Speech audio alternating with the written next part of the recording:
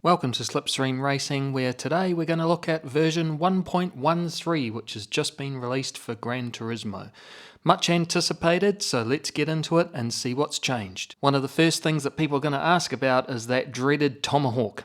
Is it still available to do the World Touring Car 600, yes or no? Well, no. Part of the update is when you jump into a car each time in the garage, it's going to rev its engine. I can't say that the Mazda is the greatest sounding car, but it's kind of a cool idea. My Mazda clearly needs an oil change, so let's test the other part of the update, which was you can't perform an oil change on a car that didn't require one. Well, we jump in and I change the oil for the first time, see what happens the second time, and lo and behold, so maybe back to the drawing board on that one.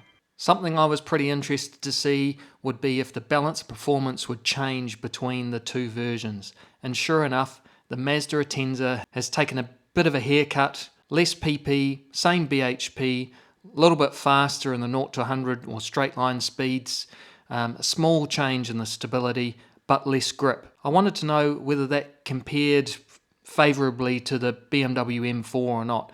Unfortunately, it looks like the BMW takes a bigger haircut with less PP, less BHP, less torque. It is faster now in the short sprints, bit slower in the 100 to 150, no change in stability.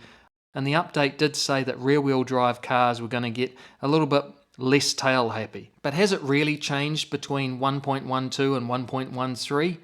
Well, no. You can see here, backwards and forwards, they basically are exactly the same. So I think again, this comes down to how they're actually going to perform in the races themselves. The good part of the update was that there was an update to how many races were being run at Spa, 3 extra races, which is going to make that quite a competitive circuit. Another part of the update was actually showing you that something new is in Brand Central. So this is a really good feature, allows you to navigate straight through to the new Subarus, Subaru 2021 BRZ and the Group 3 version of it. Pretty reasonable price at $450,000, which is exactly what the others are, but no extra colours, which is a bit disappointing, but I'm sure the livery guys will get into it. Now, if you were hoping to be able to use this straight away in the daily races, once you've gone through, you'll find that there is no Group 3 race this week, which is pretty disappointing because I'd actually like to try out the Subaru straight away. The good part about this feature is that you're able to now rent a car from the game for the daily race that you want to enter into.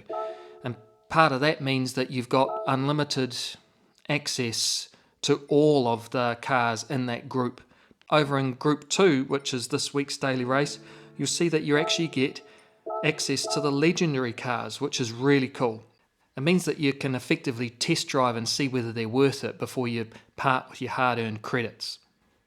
Now, I was interested, given that it's been a few hours since the update, to see what's in Group 4 and on the leaderboards, and sure enough, it's the Mazda Atenza, but it's also the WRX. So let's have a quick compare and see what the differences are between the two now. Comparing the Mazda to the WRX has higher PP, less BHP, it's pretty close on torque, it's faster in the short sprints, so to speak, a little bit slower 100 to 150, but it's got more grip overall.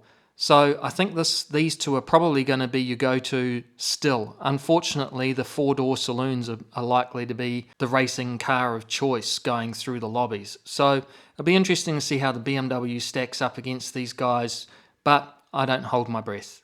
If there's an update again and you have to race offline and you want to go through Music Rally, unfortunately, there's no difference here. Exactly the same.